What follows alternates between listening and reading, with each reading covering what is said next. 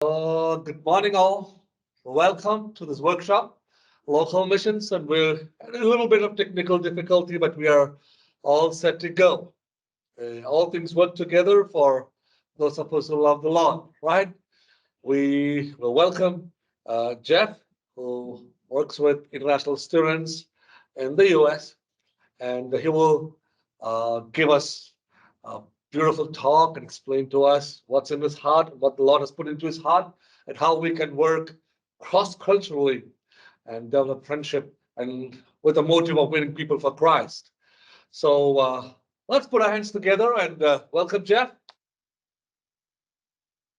The platform is yours. Thank you, John. Welcome online students, online friends. We are waiting to hear from you as well. Any questions that you have, you can just put it up there on the chat.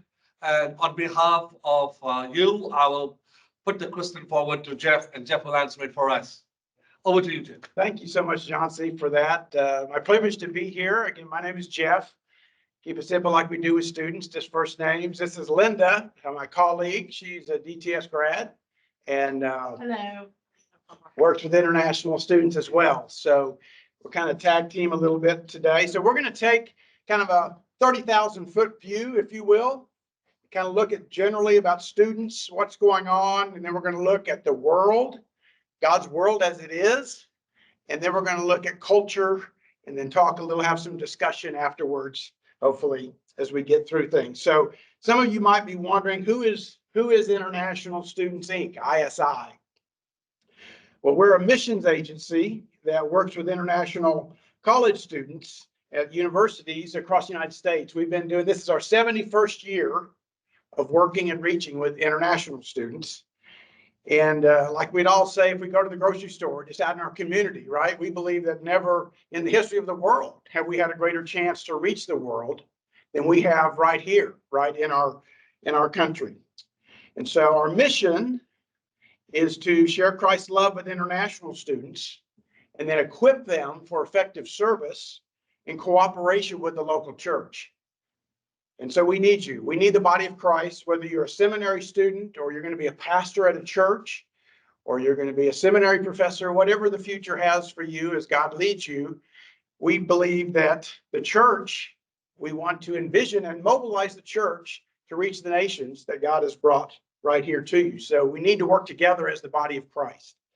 Our vision is to see every international student befriended. That's where it starts. Simple friendship. In any relationship, right? You got to start getting to know someone, friendship, to see them led to a personal relationship with Jesus Christ and then discipled for his service to impact every nation with the gospel of Jesus Christ.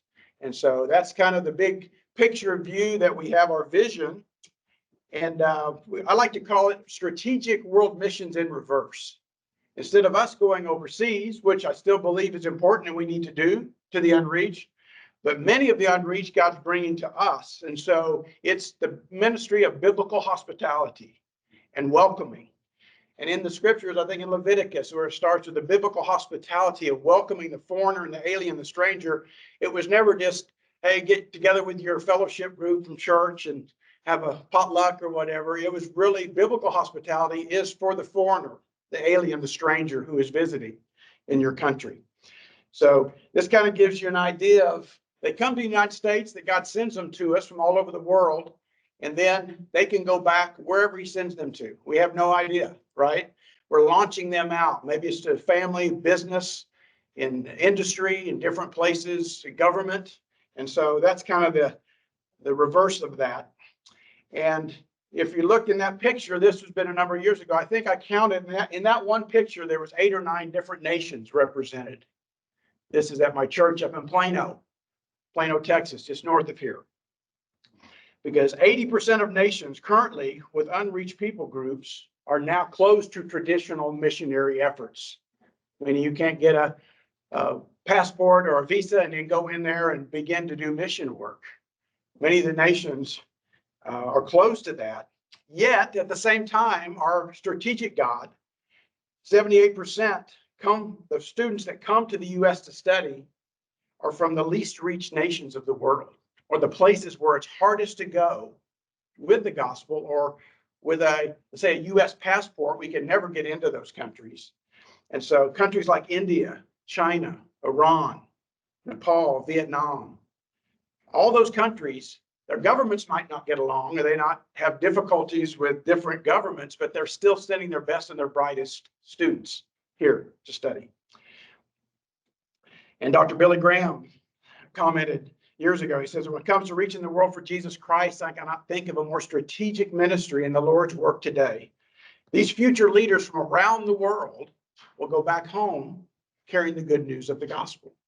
So that's kind of our hope. And this is 1040 window. I'm sure some of you have heard of this term, 1040 window, 10 degrees north latitude to 40 degrees north from West Africa all the way across the Middle East into Asia. And in that little window, you'll see Iran and China, India, those countries that are closed to missions, yet they're sending them here. This is countries of origin. This has been maybe from a few years ago, but as you can see, this is the top, I guess, 13 countries. I'm sorry, I don't even have my glasses on. But as you can see, some of those countries in the pink or that kind of peach color are where there's persecution or either evangelizing or becoming a believer. You know, we have a number of Iranian students with us at UTD, Iranian friends. It's the penalty for conversion is death in Iran. But yet they come here and they're open and they see there's things here in Jesus that they want that they can't find in Islam. I had an Iranian gentleman tell me one time, I believe Jesus is using Islam to draw people to himself as they see the things that are going on there. So just a little overview. So we'll look a little bit more personally. Who are these students? Roughly about 1.2 million students currently in the US studying, and about 4.5 million worldwide in Australia and Europe, different places. In the North Texas area, got a good number of students on the different campuses here, from TCU in Fort Worth to SMU and everything in between. At UT Dallas up the road here, probably, I guess, 10 miles or so, there's almost 9,600 international students from over 100 countries. So we know the world is here, right? Unfortunately, 70 to 80% during their time here, whether it's 2 to 5 years, if they're a master's student, most of the students are graduate students. So whether it's a master's or PhD, they'll spend 2 to 5 years here, maybe 2 to 6. They'll never be invited into an American home or a local home or visit a church. Now, time for audience participation. What do you think that might be? Why wouldn't they visit a home or a church? Yeah, great. Someone said not invited. I'm not sure online if they can hear that. She said not invited, right? Yeah, if they had a friend to invite them, they would be glad to go. I had some students at that same place we saw that picture earlier at our welcome party, a Muslim student. I can't remember what country he's from. He says, can I visit your church on, this was Friday night. He goes, can I visit your church on Sunday? I said, yeah, absolutely. I'd be glad to meet you there. And he says, I want to know what you guys do in there. He'd never seen a church, never in his country seen a church. So sure enough, on Sunday, a couple rows back, he and a couple of friends were there sitting in the church. So they're very curious. They would like to know if they had a friend to invite them that they could feel comfortable with. And then that last one there, it's roughly estimated 40% of the current 220 heads of state once studied in the US. So you see the opportunity reaching one international student who God might take back to their country to change their nation for good in the gospel. As you can see, and it's, I think, estimated by the end of next year, or a little beyond that, that 50% will have been studied at one time in the US. So continuing on a little further, they're lonely and open to genuine friendship. I had a recent student tell my wife, I'm sad and lonely. You know, and that's just the reality of what they're dealing with when they come here. Far from home, far from family, culture shock. They need help with conversational English, many of them. So we have English conversation classes on campus. They are curious. They'd like to know more about American culture, how you live, how families operate, how you make decisions, businessmen. How do you make decisions? How do you lead your companies? Things like that. And they're far from home, obviously. So they're free from those social, political pressures, even family pressures to hearing the gospel. Again, we can't go there, but they're here. And while they're here, there's an opportunity. Again, these are the best and brightest future world leaders. This is the top 1% of these countries can come here and study and get a master's or PhD in a second language. An Iranian student one time, he got his undergrad in Iran, his master's in Germany, and his PhD here at UTD. Smart off the charts, you know. So these are the top 1% from their countries that are going to be leaders in different aspects of society. Now, I'll let you hear a little bit straight from students. These are just, I'm not going to read all these quotes, but Yash from India said, it's really difficult finding community and belonging. You feel pretty invisible as an international student. And students have said, Americans walk by me on campus like I don't exist. So they feel invisible. So if you're showing them, hey, you count, what's your name? Hi, I'm Jeff. Just being a friend and beginning that process. And a student from Iran talking about our home group and finding family here. And then Zane from China said, very few Americans help foreign students, and we appreciate you and ISI for helping students. You give us a platform to make new international and American friends. So simple things mean a lot. Simple acts of kindness and friendship mean a lot because there's no one else doing it in their lives, I promise you. And then Rohit from India said, I'm very grateful for the friendships and opportunities to meet Americans and international students from other countries. My time here wouldn't have been the same without you guys. So not only are they meeting local people, they're meeting internationals from around the world too that they otherwise wouldn't have met. And it really enriches their lives as they enrich our lives. So we're going to look at some of the things we do as far as aspects of practical ministry with students, just to give you an overview. And there's a lot of stuff, but we have home groups that meet.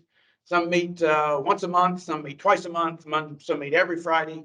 And so we invite students into the home. That biblical hospitality. We share a meal, we have fun, we hang out, we play games, and then we have spiritual life Bible discussions, stories about Jesus that we can talk, like friendship. Friends bring their friend to Jesus and lower him down in front of him. So we talk about friendship and unpack that, but bridging those things culturally. And we have welcome parties, retreats, special activities. On that back table there, there's a picture from our spring retreat that's coming up this Friday, Saturday, Sunday. So too bad. I wish you guys could come and volunteer and join us, but it's already filled. We have 270 students, scholars, staff, volunteers from around the state, 22 countries, 14 campuses coming together, all for purpose of building relationships and building the bridges to the gospel and sharing Jesus with them. As I mentioned earlier, English conversation class, friendship partner program. We match people up in friendship.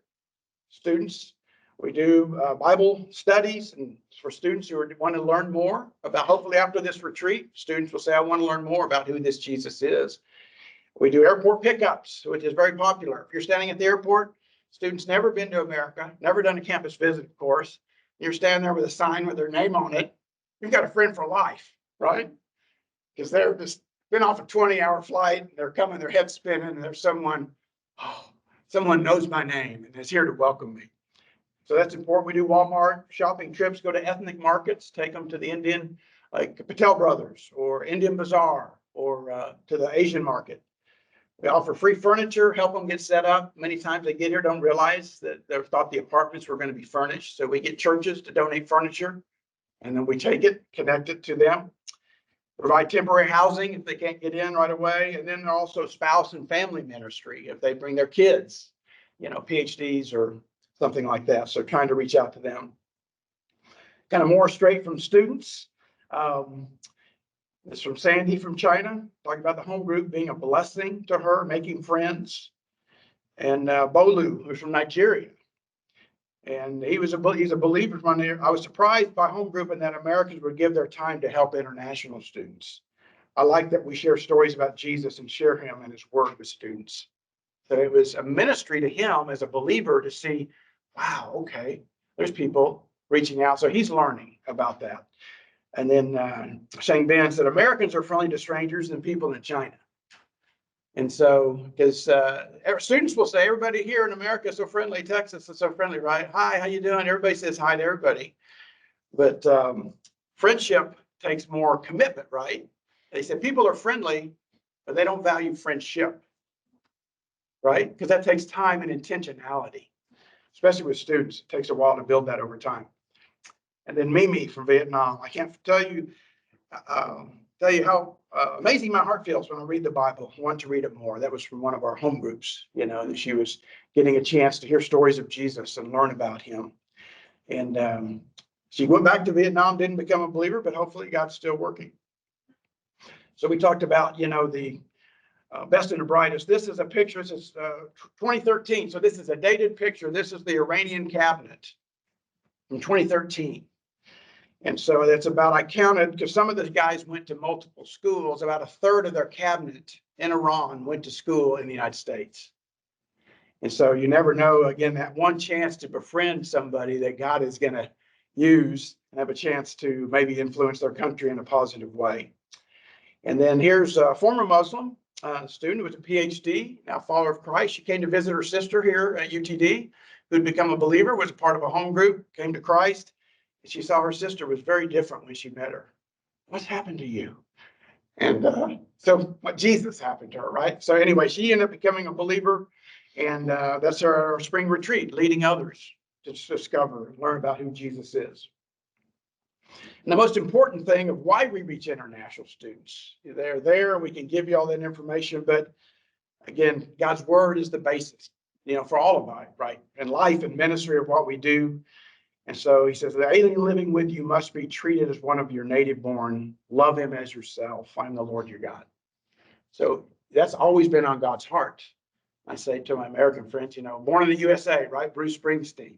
He basically saying when you see someone from another country, you need to treat them like they were born here. You don't treat them with an arm's length like they're a foreigner or a visitor. They know they are.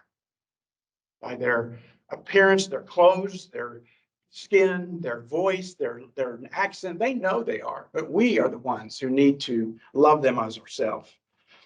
Jesus said something very similar, right? The second line, I was a stranger and you invited me in. I tell you the truth, whatever you did for the least of these brothers of mine, you did for me. So what we're doing it for Jesus. Every time you invite a student or just say hi to a student on our campus or welcome them. Hebrews says, don't forget to show hospitality to strangers. Again, biblical hospitality. And he just said, all the world, the gospel we preach to everyone. And so it's the mandate that he's given us, right? Obviously in Matthew, right? Go make disciples of all nations. Not geographic borders, but nations is that you guys, you be leading this. It's the Greek is ta ethnic groups. So for instance, in Pakistan, I think there's a Pakistani student. There's 600 different ethnic groups in Pakistan. So Jesus is wanting us to reach everybody and every ethnic group. And then just real quickly, I'm going to just kind of roll through these real quick. This is God's heart for all peoples of the world, again, which is the basis of what we do. God made his promise to Abraham, and then he confirmed it again to Isaac and then to Jacob. The same promise. All peoples on earth will be blessed. So we tell students, they say, why do you do what you do? No one in my country would have someone, a stranger in their car taking furniture to. I said, well, we've been blessed by Jesus, and he commands us to love strangers and our neighbor as ourselves. So we're just doing what Jesus, we follow him, what he's told us to do. And then a little bit further in Genesis, the same promises. All nations on earth will be blessed through God's people, through us, the people of God. Declares glory among the nations, his marvelous deeds among all people. So when you share them that God is a creator, he loves them. He sent Jesus to demonstrate that love and wants a relationship with. That's declaring the good deeds of God, the greatness of God as our creator who wants a relationship with us. And then Psalms, right in the middle of the Bible, say all peoples, all nations. You can see God's heart. Isaiah, all nations, tongues will come and see my glory. We know it's coming. The earth will be filled with the knowledge of the glory of the Lord as the waters cover the sea. So this is God's heart. This is his desire. And again, Matthew 24, and this gospel will be of the kingdom will be preached to the whole world as a testimony to all ethnic groups. And then the end will come. And then in Revelation, we see the final story. And then Revelation 7:9, where they're all worshiping right before the throne. So we get a chance to do that here, work with international students. We get to practice what we're going to be doing forever. As I heard John Piper say, Missions is temporary. Missions will end. Worship is forever. But God is looking for worshipers, and missions is the end, means to that end. Excuse me. Let me throw it open. Any questions from the crowd or online? I'm not sure. Just Jonathan, you can do that. Any questions or comments so far? I don't want to bore you guys. Excuse me. This is Sukumar, high caste from India. There's more unreached people groups, excuse me, in India than any other country in the world. And so there's lots of unreached people groups, but there are more of them in India. We have more Indian students coming now than ever before. So God's getting ready to do something. He's doing something, but he's getting ready to do something. And the first time I met him was at the spring retreat. He told me, hey, I started reading the Bible. Someone was reaching out to him. Well, at the end of that retreat,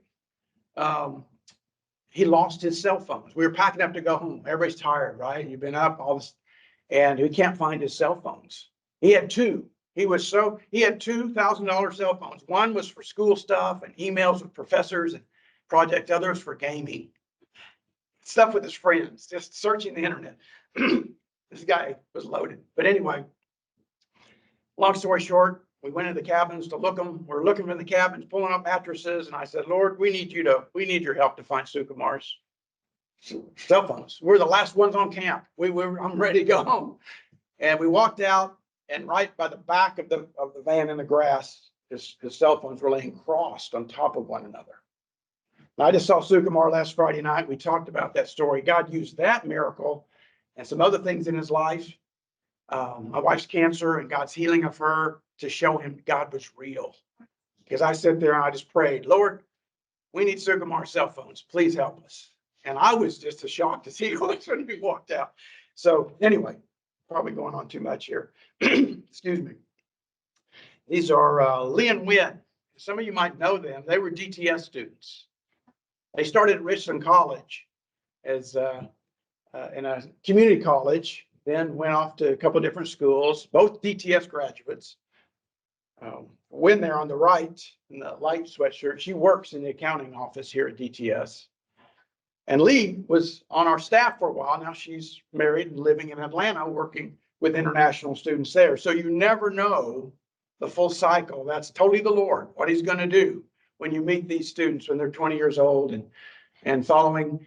I think they said, we went for the first 9 months after we met Christians, we went both to the temple and to the church. Because that's what we'd always known, the Buddhist temple. After 9 months, we realized the temple didn't have the answers we were looking for, and Jesus did. So they said, okay. So, yeah, praise God for that. This is Greg, a student from Indonesia, just I'll jump in the middle there. He says, you trained and equipped me by your lifestyle. It's no coincidence that God calls international students from faraway lands to the U.S., that they might be given that one chance to hear the good news of Jesus Christ. So that's kind of the end game. That Stephen Covey, begin with the end in mind. This is kind of the end game. Hey, they're here. We don't know how long. We're like workers on a conveyor belt. God brings these students. Sometimes it slows it down. They're here for 6 years and maybe a PhD. Sometimes it speeds it up. They're here for as a kind of a foreign exchange student for like 6 months, semesters worth. And so we never know, but we're the constant. They're changing, but we want to be faithful to share the gospel. And then this last quote, I think, was from a Chinese student. She told her friend, you build a bridge from your heart to mine, and Jesus walked across it. Excuse me. Sorry. I was in Florida a couple summers ago and driving a lot of bridges. Have you ever been to Florida? I mean, just in the panhandle there, across inlets and bays and all sorts of stuff. And the bridges take a long time to build. These were long bridges. So it's just a real good visual for me that building bridges from heart to heart takes a long time. And in the U.S. here or America, we're taught contact and conversion. Did they say a prayer? Did you get? With students, it's caring and conversation. And it's a long runway. We've had students, part of our own group for 4 or 5 years, finally come to Christ. And so let the Lord work in his time. Just be faithful. Success is faithfulness. To share the gospel, to plant seeds of love and truth. and then God will do his work in his time. So as we transition now, any questions or comments before we transition more into the big global world picture? Anybody? Yes, ma'am. First of all, thank you for sharing these testimonies. God's just so good. I'm really encouraged by this. Whenever I know I came in a few minutes late, so you might have already talked about this, but when you're building bridges and I think you said caring and conversation, I love that.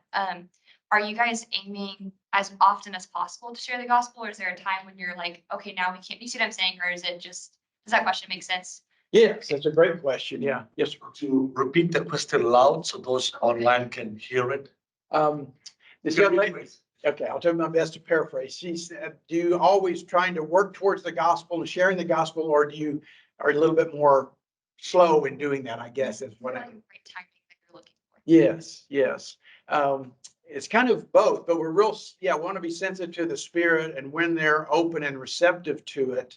And so a lot of it, we've learned that in the West, or I can say in the US, it's you believe, right? Then you start belonging to a church, let's say, or getting a community. Then your behavior changes. Jesus changes your life. And many of these cultures, and especially in Indian culture, you have to belong first. Then your behavior changes because of the people you're hanging around. You're living life together. You're providing a Christ community, a witness for him. Then you believe. So it's just the total opposite of most of what I'm just talking to Westerners here.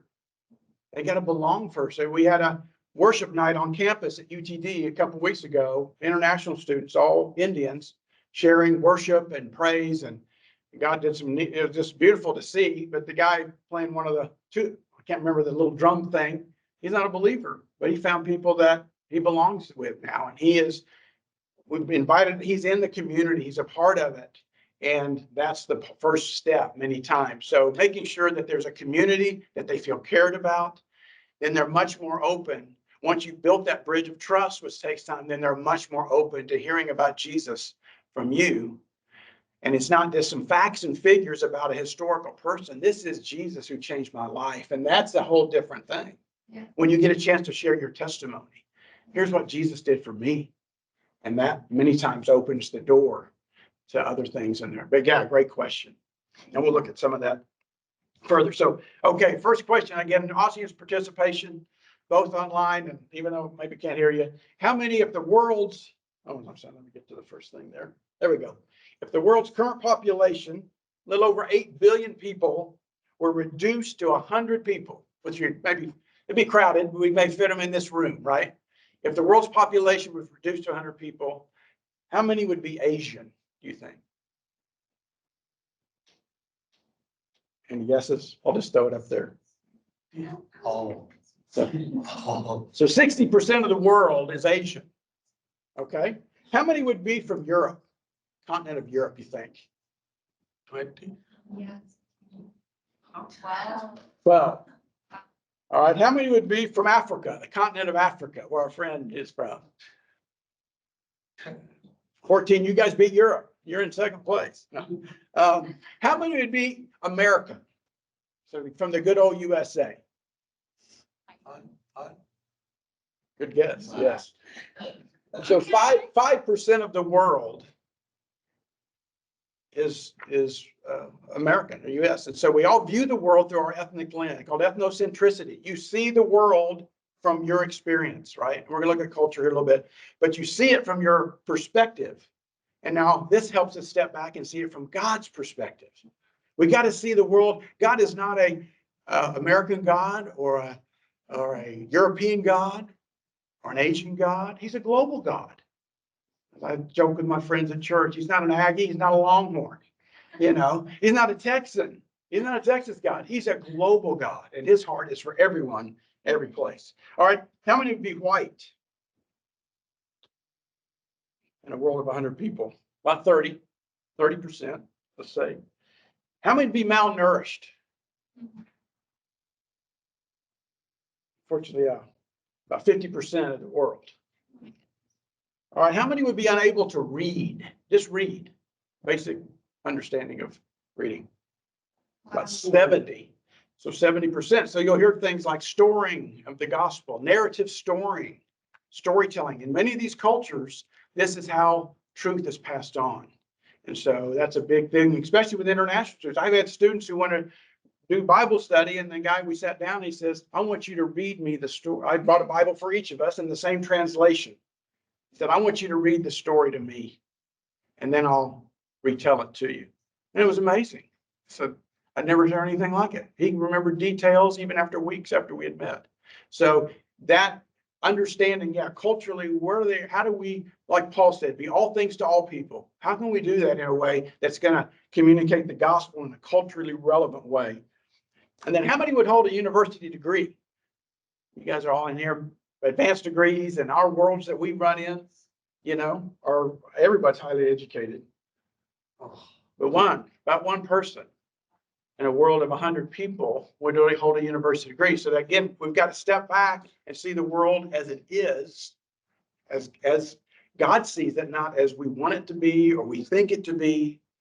And so, anyway, okay, moving on. We're going to look now at the world in 10 people. So you've been reduced further, okay?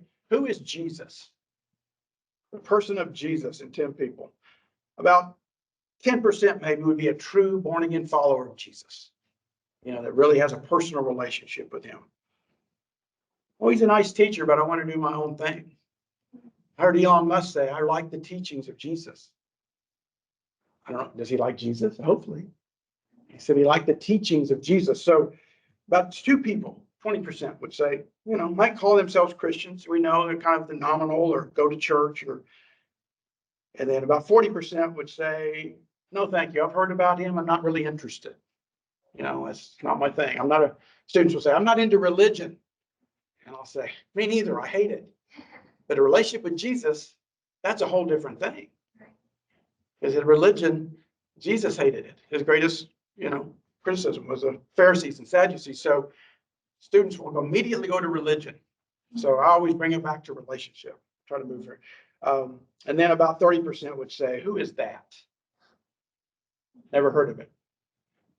That Iranian lady I showed you earlier sitting there at the camp who had become a believer in her lab at UTD, she was talking with her American friend who came to visit them, and I don't know, the conversation got up to, oh, we go to the same church, and we are followers of Jesus. And the guy, he was a Chinese guy in the lab as a studying to be a professor, said, who is Jesus? Never heard the name. So we take it for granted, right? We're in a Christian culture, and we kind of grow up with that. So it's really not need of the gospel. Everybody needs the gospel, right? Uncle Fred and, you know, everybody needs the gospel. Our friends from high school. But it's access to the gospel. My friends could go to a church anywhere on any corner on Sunday if they wanted to. Not that I don't love them and pray for them and share Jesus with them. But so it's really these students don't have access. Who's going to befriend them and connect with them to be that bridge for the gospel? And then John R. Stott says, yeah, we must be global Christians with a global vision because our God is a global God. So that's kind of stepping out at a bigger frame. So any comments, questions before we move on? I need to move faster here, sorry. We're going to go real quickly through some major worldviews. I'm sure some of you are familiar with this. Guilt, innocence, kind of the West. Here in America, Europe, kind of the 20% of the world. Honor, shame, kind of more out Asia and the Middle East. And then you got fear, power, worldviews. That's kind of their lens for viewing the world, which is more Africa, South America. But so you can see 80% of the world is non-honor, shame. I mean, excuse me, non-guilt, innocence. But that's how we communicate the gospel, right? We're sinners. We know that we've got a system of law and justice, right? But you break the law, you get arrested, you go, you know, there's a system of law and justice. And versus Jesus came to pay the penalty, to wipe out your shame and restore your honor with your heavenly Father. It's the same thing, you know. I'm sorry. It's just some language they can understand. Yes, yeah. But again, it's so easy to revert to what we know, what we've been trained in our culture. Okay. And then just real quick, general worldview guidelines, you know, it's mainly kind of for most worldviews are integrated versus in America, we're segmented, really, right?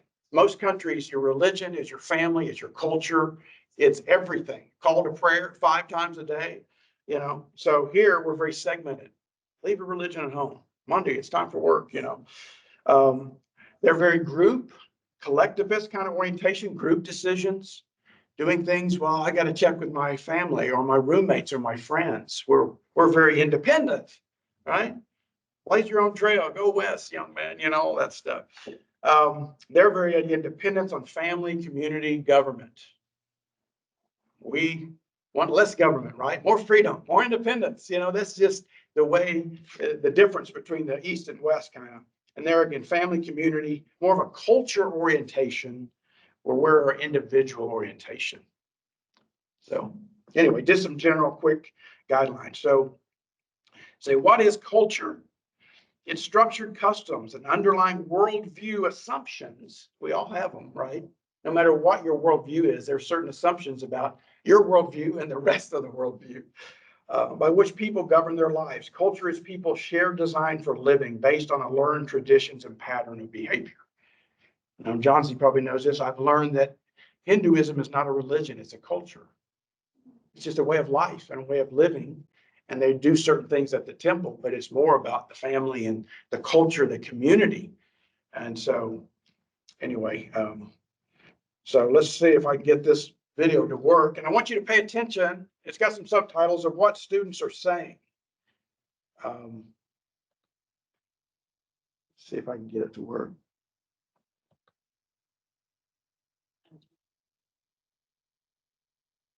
That's right. I don't know. You probably, since it wasn't downloaded on your computer, it's probably. It's not gonna find the link. Yeah, that's right. Sorry. Anyway, we use a different computer. So yeah, I downloaded it to my hard drive. That's right. Anyway, okay, we'll move. I was expecting to see so many things I've been seeing in movies.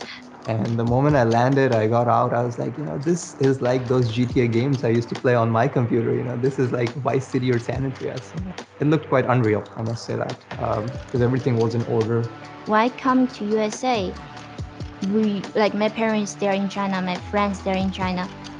There are so many things, like you're starting a new life. You don't know what's going on. You don't know what is waiting for you. So you feel lonely. And I wish I could go back home just for maybe a day and come back, but it's not possible. There are a multitude of ways that you can connect with international students and build relationships with them. If we were visiting another country, what would we want someone else to do for us? We'd want them to take us to the museum. We'd want them to take us to the parks, to take us to the malls, to think about us and include us and invite us. So we simply do for them what we would want someone else to do for us. Like I try to do my homework or try to communicate with professor. I realized, no, the way we're thinking are totally different. So I have to struggling for it. I have to adjust myself to match their thinking. There were so many things I had to learn about road signs, knowing where to cross, where to click, not to cross here, to do this. It was pretty challenging. All like such rules was really hard to adjust to. When you relate to international students, it's really important to recognize that they are coming from a different culture, and so are you. And so this is cross-cultural work. What did you hear? What were some of the, what you hear or read, some of their comments, or what does the students say about their experience coming here? Shock. What's that? Culture shock. Culture shock. Thank you, Sam. Yes. Culture shock. Overwhelming and lonely. Excellent. It's interesting about how she was saying when she was communicating with her professors, not only is she having to do classwork, but she's having to completely reorient to their way of thinking. Sounds, like you said, overwhelming. It's a good summary word. Yes. Yeah, very good. Yeah, new life. It's been mentioned. Homesick, challenges, communication. I had students say, I went in the class today and I didn't understand for an hour and a half anything the professor said. I would have gone and just unenrolled and left. But he said he goes home and he has to read the chapter 3 or 4 times because he goes, I'm reading it in English, translating it in Mandarin in my head and then trying. So yeah, the process is very overwhelming for them. So excellent. Yeah, good comments. Just to get a feel for what they're going through and the challenge. So engaging cross-culturally, in order for the gospel to penetrate a different culture, a bridge or person familiar with both cultures must cross over cultural barriers to plant the gospel. And with us, it's sometimes students just individually or in small groups, sometimes in larger groups, but there must be a willingness. And the process involves breaking through your own cultural barriers. I probably had to unlearn more things in order to be better communicate and connect and minister to international students. I've had to unlearn a lot of stuff, if you will. So being willing to kind of break through those and learn from that, enter their other culture, and then communicating, as we talked about, evangelizing and ministering in a way that is culturally relevant to them. Oh, this is how I do it. Okay, they're not responding, or that doesn't resonate with their heart with an honor shame culture person, right? And so being willing to do that. And then local ministry with a global impact, because again, we never know where God's going to take them and what he's going to do with them. And then we'll go through here real quick and we'll get the stages of relationship with your student is you extend genuine friendship. And we talked about biblical hospitality, serve practical needs. Sometimes they need help just proving a paper, help them with their conversational English, that kind of thing. Then it moves to a trust built in an atmosphere of respect and unconditional love, no strings attached.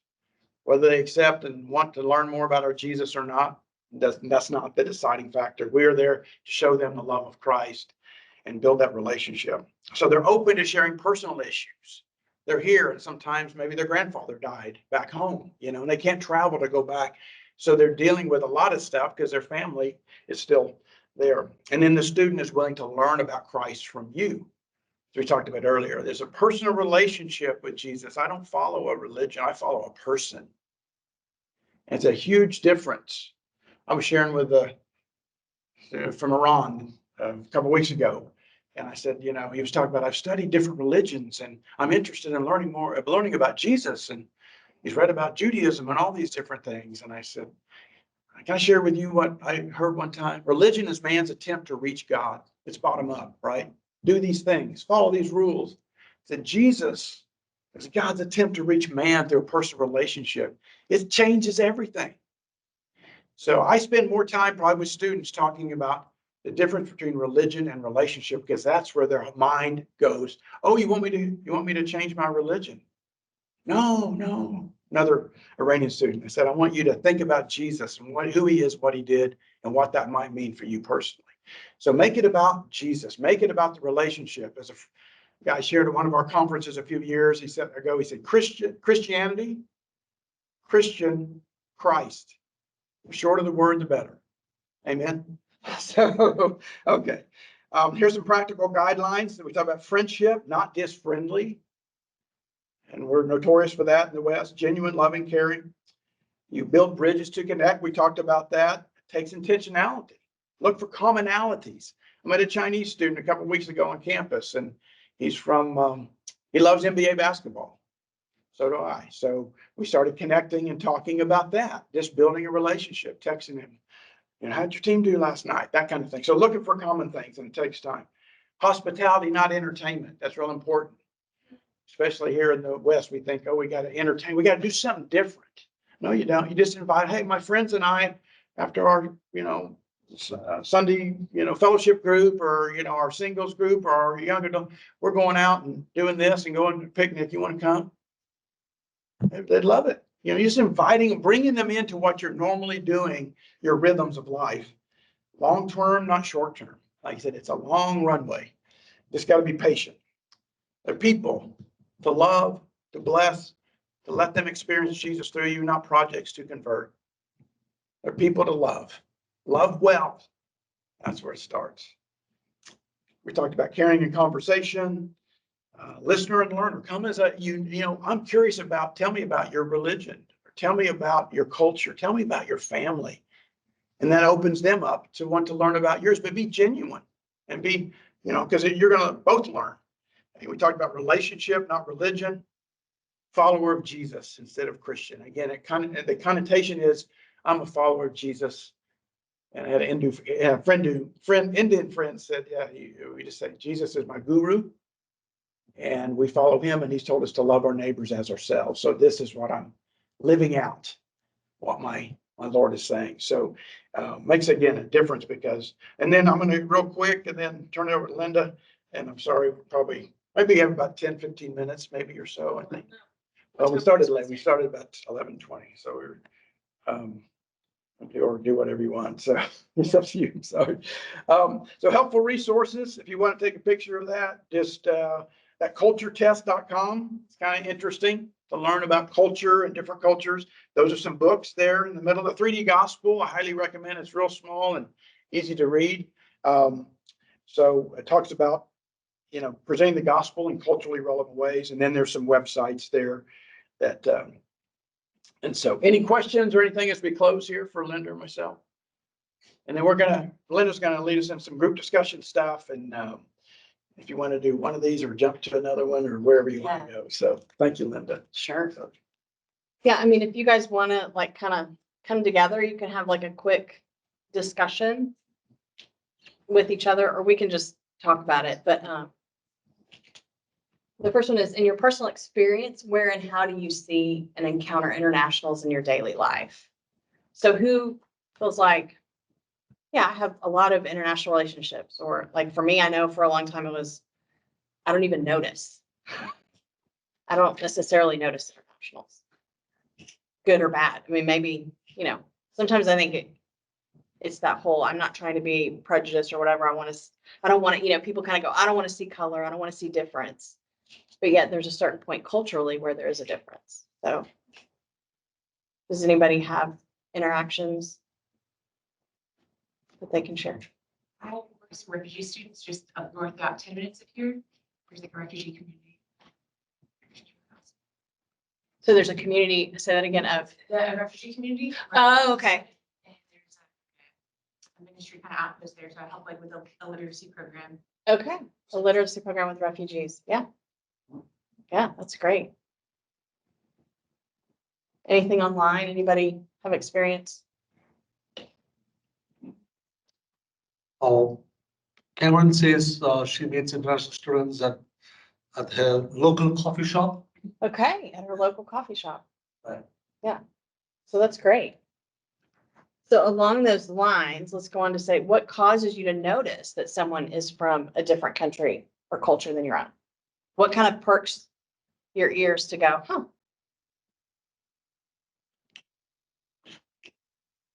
That's language or an accent. Accent. Mm-hmm. How they're speaking English or maybe not. How they look. Enjoy their clothing. Yeah. And so does that trigger you to, does that perk an interest in you? Or is it kind of like, oh yeah, I hear that in different places? I mean, for me, it does make me like kind of want to do what you guys have been describing. Hearing that accent can trigger you to say, hey, maybe I should reach out or have a conversation. Cameron says by their outfit, what they wear. Uh-huh. Stephen says they will be unsure about how they should handle certain social situations. Ah, so you can see they're kind of looking a little confused on how to take stuff. Right. Yeah. Yeah. Yeah, that's true. We had, I help out at TCU, and some of the Vietnamese students were sharing about, like, if we look confused, we're not angry, we're not whatever, we're just trying to figure out the situation. We're not reading the crowd, if you will, because they don't know how. It's very different. And so it's helpful to have people step in. Then what else? What assumptions or possible stereotypes can you sometimes make when you're encountering people from a different culture? Or if you're from a different culture, how have you experienced maybe some stereotypes from people?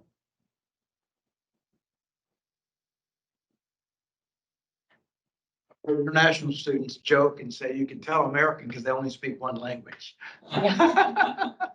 Most internationals speak at least 3 or 4, maybe more, right? Yeah. So We just had an African cultural evening and one of those students shared like, people ask me, oh, well, do you have a lion? Do you have a pet lion? Do you and she said, because sometimes our impression comes from like media and what you see. And so it was this idea of, oh, all Africans live in poverty and, and these kind of things. And there's those misunderstandings we have, assumptions we make. Anybody else? Well, I had a professor, but it was not here. Back in India, one of my mission professors were from Boston, I think. So while he was explaining things to us, he asked, "Hope you guys have seen an aeroplane." Wow. Like you have no idea what an As in, we didn't know what was an aeroplane. Like, hope you guys have seen an aeroplane, and we're looking at each other. This is like wow. Yeah. I think he assumed we have not seen one. Yeah. Yeah. Yeah. Or I think the worst I've seen too is like at a restaurant, like somebody just speaks, and Americans are the worst. We speak louder if somebody speaks a different language, like they're really going to understand us, but yelling at someone, if they don't understand the vocabulary does not make a difference. Saying the same word over and over in different tones. Yes, yes. Yeah.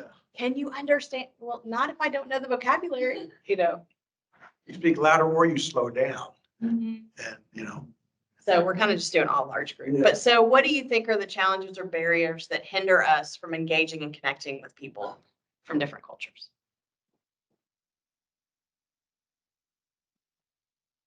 I think for me, it's two things. It's one, fear of offending. is the Fear of big one. offending, okay. Which I think for me goes to people pleasing, but that's the Lord's work on that one. And then two is, I don't think this is alive, like what this presentation showed, but just like they'd rather me just like leave them alone and not like, the whole, like, we don't want to put someone in a box or think that they Right. need help and they're like, no, I don't need help, that kind of Right. impression, which clearly most people are, it's probably not the case, maybe Yeah. one or two, and regardless, you just say, okay, well, you have a great day if that happens. And Yeah, fear of offending, and then the other, just afraid that they don't want to be bothered. exactly, like, why are you targeting me, kind of? Yes. That goes back to our frame of reference as Americans, Right. wanting to be independent, Exactly. where like we assume that other people also want to be independent, Right. but Yeah. Mostly it's not. feel that way. Yeah. No, that's really great. We make cultural assumptions, like Jeff was saying, we have to unlearn our own cultural assumptions in order to be able to reach out, because we assume, well, everybody's got to feel like, I don't want to be interrupted, or I don't want to, that's good. Yeah. For me personally, I came as an international student many years ago to Canada, but my husband has been here for like 30 years. Okay. And so we are naturalized American. But I think from the beginning, when we came to North America, people would just casually say, where are you from? Mm-hmm. In the beginning, you feel cared for and, they are concerned where we are from. But after a while, you just kind of keep hearing people saying, where are you from? Where are you from? And it just gradually has a feeling of separating them from us. Like you don't belong here. Where are you from? You obviously don't belong here. And, Yeah. Now we are quite settled in Dallas. My husband has a job and he's a student here. But even just like a few weeks ago, when we had a piano tuner coming to our house to tune, and I was talking about how I like vintage furniture, and my whole house is full of vintage furniture. And then he said, because my furnitures are like 20, 30 years, and then he would say, okay, but for we American people, Oh, like wow. 20, 30 years are modern, are considered as new and modern. And then I didn't say a word, but I'm like, okay, even though I've been here in North America for over 30 years, but I still sense this kind of separation simply because, maybe because of my accent. Right. Well, through high school in Malaysia, which is where I was from. But then is that kind of like the inability to kind of stimulate from their sense, even though Right. like I probably know a lot of things in this culture and very following very closely to the political news and everything. Yeah, But it's just because of the accent that is separating yes, a different separate group. So I tend to see like, so people from China, even though they have been here for like 30 years, Yeah. they love to group into their own ethnic group when they don't have this kind of sense of, not belonging to right. the culture because No, that's a great of the point. way they speak or something. I don't know. Yeah, no, I think that's a great point of that. We want, that's kind of goes back to that question of what triggers us to think someone is from another culture. And it can get tough because, I mean, even like I see this at TCU because we have a lot more undergrads. So you see Asians, you see Indians, you see these people. And so you're like, oh, where are you from? And they're like, Houston. And I'm like, okay, I didn't ask that question properly. I would love your insight on like, how do you ask, like, what is your ethnicity? But then is that offensive? I mean, it's interesting how, like, it goes back to your point of those barriers of like, I don't want to offend, but I want to be curious. And like, how do we do this? And I think too, the biggest for me takeaway is just knowing I'm just going to apologize a lot, but I think that's a valid point of where is somebody's identity and how long have they been here? And we can make assumptions that aren't necessarily benefiting a friendship. I think those are great points. Okay, let's see if we've got. Okay, let's look at this one real quick. So missions, because I think this is a big shift on a bigger scale of missions has typically been divided global and local. Where do you think reaching international communities would fit? And what kind of shift should occur in our definition of an engagement in missions as God continues to bring the nations right here in our own backyard? Does that make sense? Because you think about if you guys are headed out to work in churches to do these things, like how do we deal with this shift of, going overseas is still exists, but yet God has brought that missions in our backyard.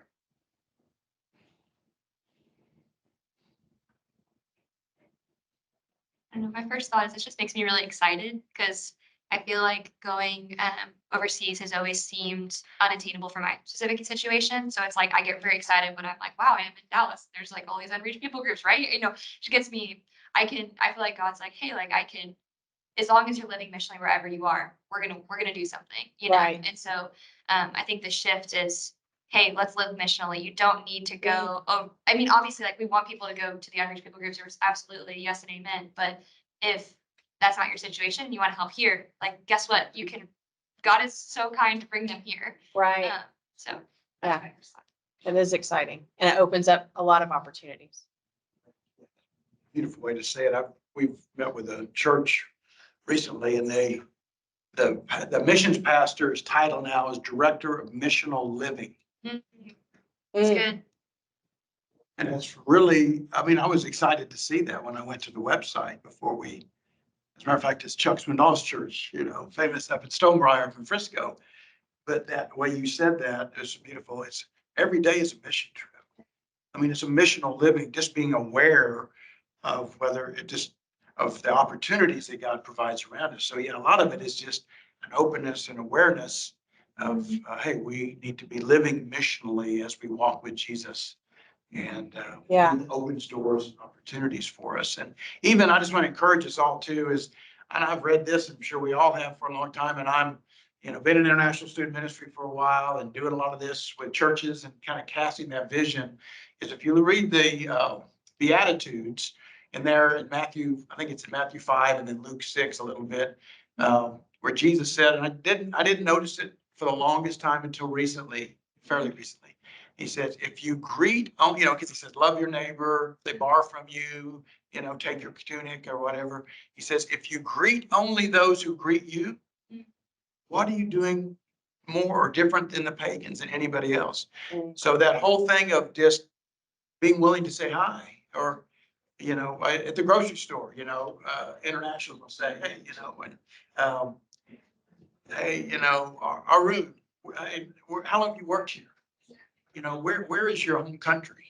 and those kinds of things. I think if we will see that simple greeting others who aren't like us or we don't know our friends, is Jesus saying that is showing them the heart of your heavenly Father. Then you'll be like your Father in heaven. So simple hello or greetings of strangers or foreigners or others that